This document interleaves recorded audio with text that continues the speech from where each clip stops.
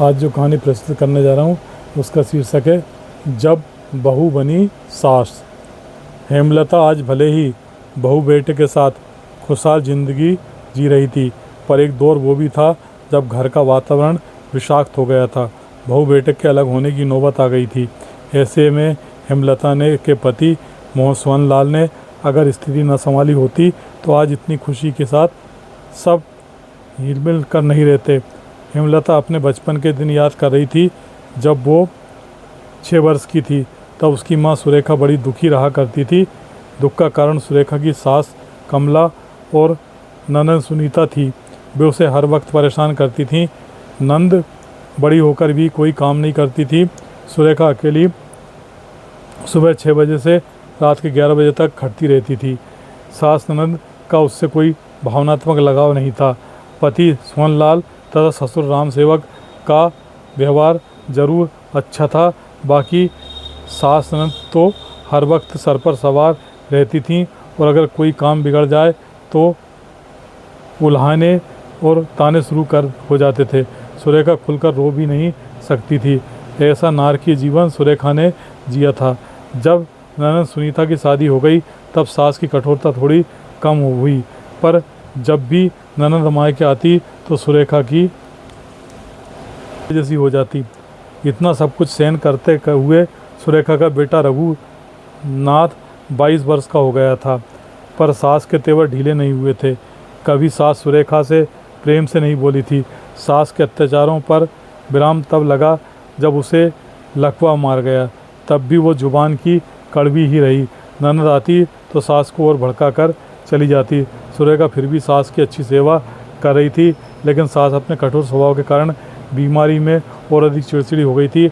आखिर एक दिन हार्ट अटैक से उसकी मौत हो गई। सास की मौत के बाद ननद का आना जाना कम हो गया था और सुरेखा को भी तनाव से मुक्ति मिल गई थी। सुरेखा जब शादी के बाद पहली बार यहाँ आई थी तो ये सोच के आई थी कि मायके में माँ छूटी है तो ससुराल में सास मिली है, वो भी तो माँ ही है। पर सुरेखा की सास कभी उसकी माँ नहीं बन सकी, पहले मरते मर गई।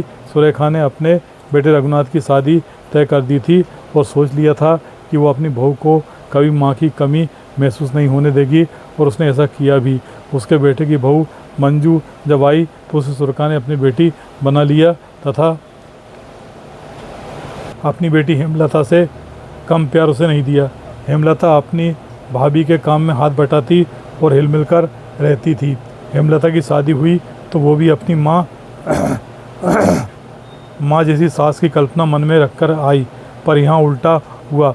उसकी सास कठोर हृदय की निकली जो बेटी बहू में फर्क करती थी। लेकिन हेमलता के पति सोहनलाल अपनी माँ के इस रवैये का विरोध करते। एक दिन माँ बेटे में हेमलता को लेकर काफ़ी तकरार हुई, जिसकी वजह से सोहनलाल जी को हेमलता को साथ लेकर वो घर छोड़ना पड़ा। सोहनलाल के पिता ने उन्हें कोई दुकान में भी नहीं आने दिया। कभी सेठ की तरह दुकान पर बैठने वाले सोहनलाल साइकिल पर कपड़े का गट्ठा लाद कर फेरी लगाकर सामान बेचने पर विवश हो गए। धीरे धीरे उनकी मेहनत रंग लाई और वे भी दुकान तथा मकान के मालिक हो गए। हेमलता के भी एक बेटी दिव्या तथा बेटा देव कुमार थे। देव कुमार की शादी तब लता से हुई थी। एक दिन छोटी सी बात पर लता के माता पिता तथा हेमलता के बीच तकरार हो गई, जिससे हेमलता लता से चिढ़ गई। जबकि लता ने सास के पैर पकड़कर माता पिता की ओर से माफ़ी मांग ली, फिर भी हेमलता की चिढ़ कम नहीं हुई। लता को भड़काती धीरे धीरे घर का वातावरण बिगड़ने लगा। देव कुमार को घर से अलग रहने की नौबत आ गई, लेकिन सोहनलाल इस पक्ष में नहीं थे। वे अपने बेटे देव कुमार को बहुत चाहते थे।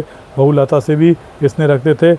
इसके पहले कि पानी सर से गुजर जाए, उन्होंने हेमलता, दिव्या, सोहनलाल, लता को पास बिठाकर समझाया और कहा कि मैं ये घर नहीं बिखरने दूंगा, ना ही देव कुमार को अलग कर दर दर की ठोकरें खाने को मजबूर करूंगा। फिर हेमलता से कहा, अपनी माँ सुरेखा की दुर्दशा भूल गई क्या? तेरी सास ने तुझ पर जुल्म ढाए तो मुझे अलग होना पड़ा तथा पिता का बिजनेस चौपट हो गया। तू देव कुमार को अलग कर उन घटनाओं की पुनरावृत्ति करना चाहती है जो तुम्हारे साथ घटी, जिसके कारण हम अलग हुए, और कितने दुख भरे दिन हमने बिताए। ये बात सुनकर हेमलता चौंक गई। उसे अपनी गलती का एहसास हो गया था। दिव्या ने अपनी भाभी से माफ़ी मांगी। देव कुमार ने कहा, मम्मी मैं और लता आपको बहुत चाहते हैं, हमें अलग तो नहीं करोगी ना। हम लता की आंखों में पछतावे के आंसू थे। बोली, कैसी बात कर रहे हो बेटा, तुम दोनों तो मेरी आंखों के तारे हो। उस दिन के बाद का वातावरण सुखद हो गया था। आज जो वो सुखी थी तो इस वजह से कि सोहनलाल ने घर को उस वक्त टूटने से बचा लिया था। तब कहीं जाकर हेमलता बहू बेटे पोते पोती के साथ आनंदपूर्वक रह रही थी।